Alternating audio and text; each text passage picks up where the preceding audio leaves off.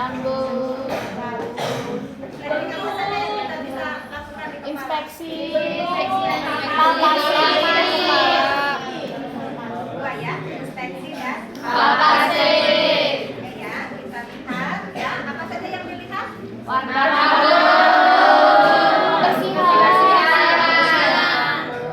Kulit rambut. Kulit kepala.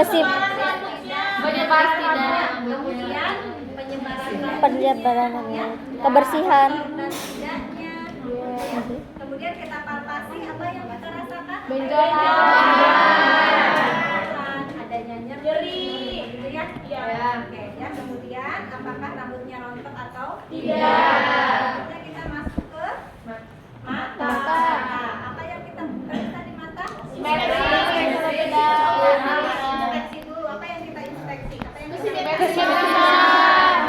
matanya, terus Warna.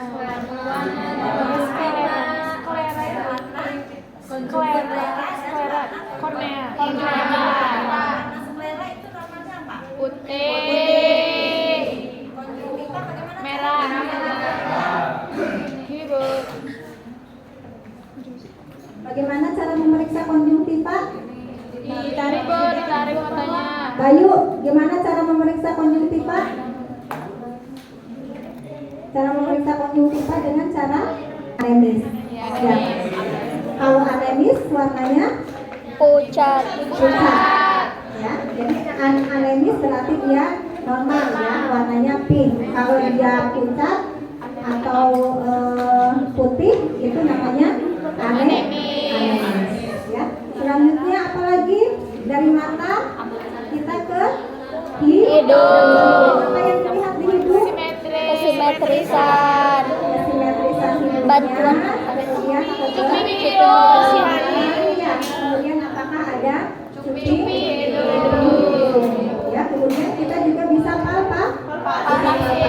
Apakah ada nyeri pada daerah hidung. Ya. Kemudian selain itu juga kita bisa lihat atau bisa inspeksi lubang hidungnya untuk mendeteksi adanya benjolan. Namanya benjolan pada hidung, polip atau sinusitis. Ya. Selanjutnya dari hidung kita ke telinga dulu apa mulut dulu? Telinga. Apa yang dilihat di telinga? Bentuknya, kemudian apa? Kebersihan. Kebersihan, ya seperti biasa. Kalau misalkan situasional, kalau misalkan diharuskan untuk memeriksa pendengarannya, kita bisa menggunakan Tes Weber. tes Weber. Alatnya apa namanya? Grapula. Apa?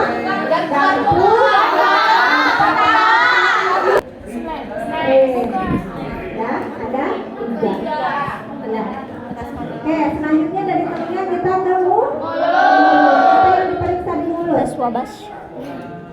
Kering atau tidak? Kebersihannya, ya. Kelembaban. Kemudian kelembaban dari bibirnya, ya. Apalagi kalau dia post operasi gitu ya. Post operasi itu biasanya bibirnya lebih kering, ya. Kemudian juga kalau misalkan dia sudah bisa mengkonsumsi makanan, kita juga harus bisa mengecek apa? Apanya? Refleks mendengar. Ya.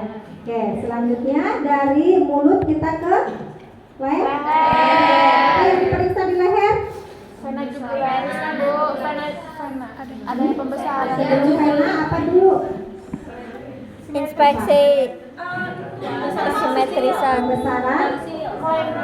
Kelenjar tiroid. Kelenjar tiroid di mana sih? Ini Bu. Hah? Di dekat trakea. Di samping kiri kanan dari trakea. Kalau di sini apa? Kalau di kanan ini apa? Kelenjar jugularis dan apa? Kelenjar Kelenjar getah bening. Kalau tiroid mah di depan, di sini nih. Tiroid itu di samping kiri kanannya dari trakea.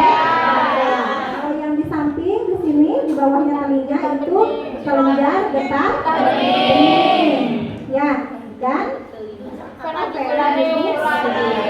Ya, dengan cara digimanain? diukur Bu. Apa yang diukur? Yang diukur itu pena Pena jugularis. ya. Kalau yang dipalpasi itu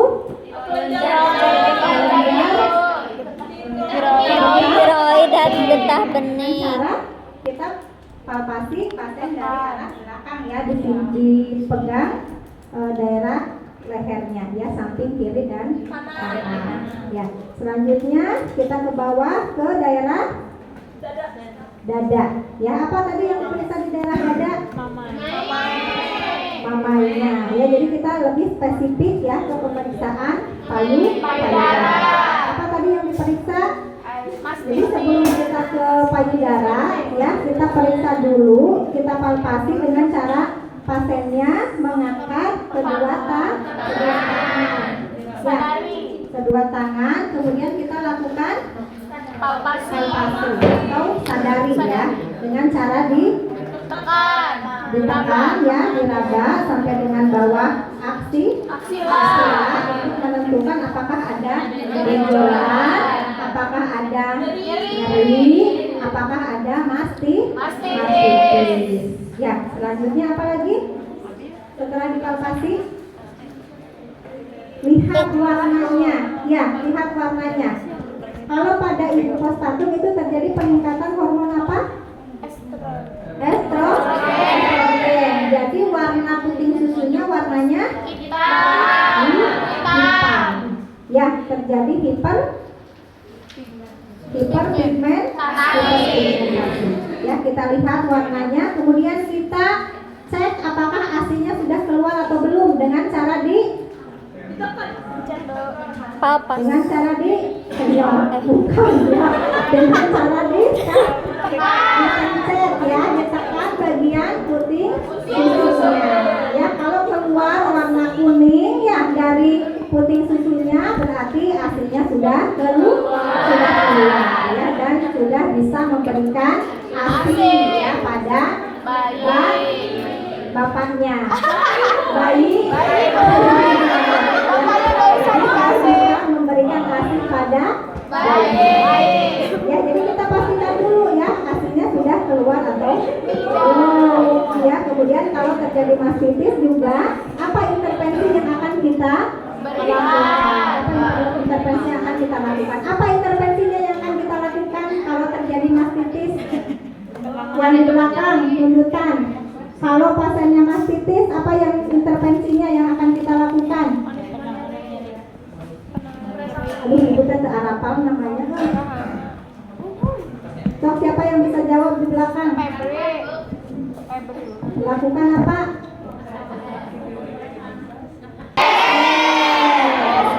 Ya, kita lakukan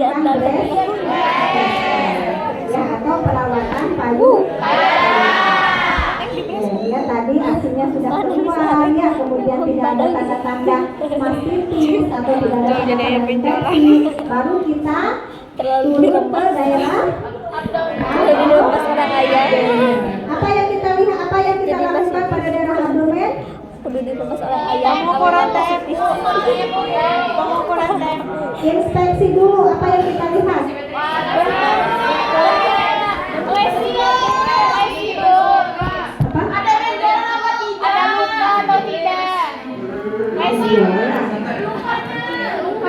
Lihat ya, apakah dia ada luka poskop atau tidak.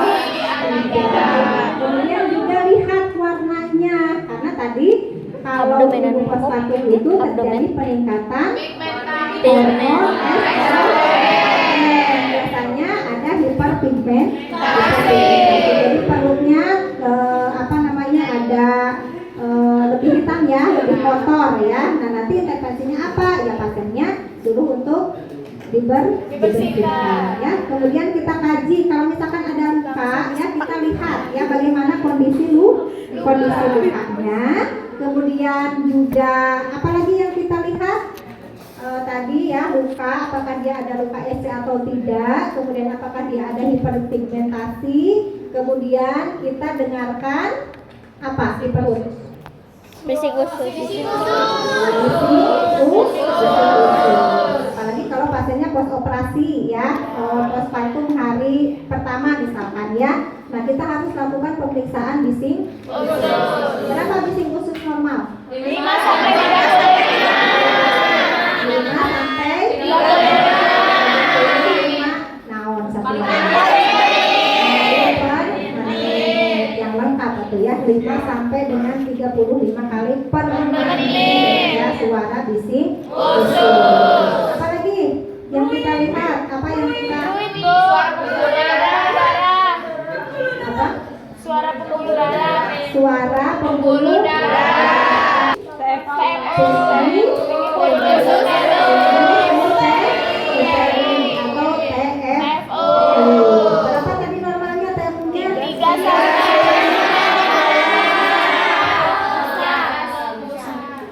Bisa menggunakan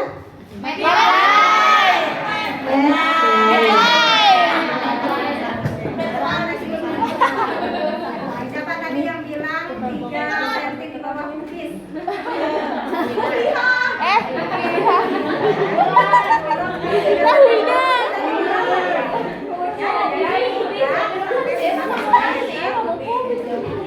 Tiga sampai 5 cm di bawah si TFU ini ya hari pertama itu dia masih tinggi ya, hari pertama masih tinggi, nanti hari kedua dia semakin menyusut ya, sampai hari ketujuh itu biasanya si TFU-nya ini sudah tidak kelihatan dan perutnya sudah kembali kembali kempes ya. Kalau pada hari pertama itu masih kelihatan seperti orang hamil ya, karena TFU-nya itu masih tinggi. Jadi kita lakukan pemeriksaannya itu dari bawah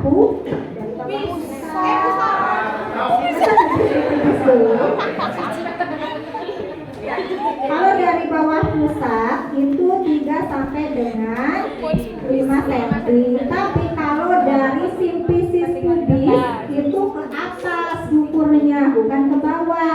Itu 12 sampai 13 cm. Ya, jadi boleh dari bawah pubis ya. Bawah itu saya salah.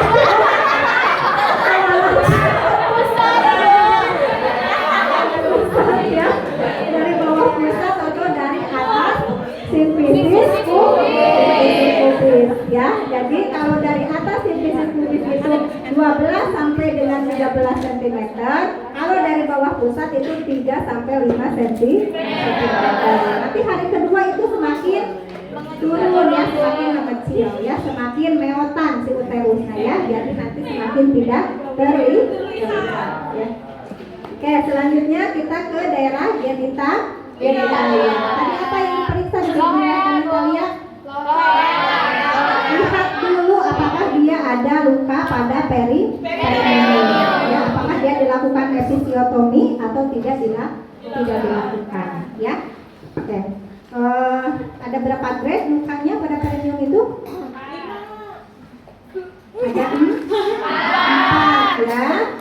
Yang grade 4 itu yang dia sampai tembus ke anus ya, itu grade 4 ya. Jadi harus kita lihat ya kalau dia memang ada luka episiotomi ya. Selain kita lihat lukanya, kemudian kita lihat juga pengeluaran lokea. Ya tadi lokea yang pertama lokea apa? Bapak-bapak di belakang. Lokea lokea rubra itu hari keberapa? 1 sampai hari ke-4 ya. Itu warnanya merah. Yang kedua lokea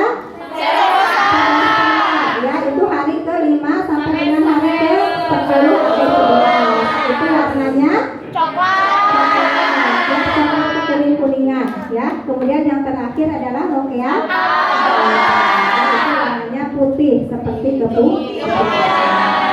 Setelah itu, setelah dari genitalia baru kita ke ekstremitas ya. Nah ini yang paling penting pada ibu postpartum itu, kita harus periksa apakah dia ada pembengkakan ya, apalagi kalau pasiennya ini dengan riwayat preeklampsi ya. Itu ya untuk pemeriksaan ibu nifas ya atau postpartum care ya atau perawat atau pemeriksaan fisik pada ibu postpartum. Ada yang ditanyakan sampai di sini? Belum ada, Bu.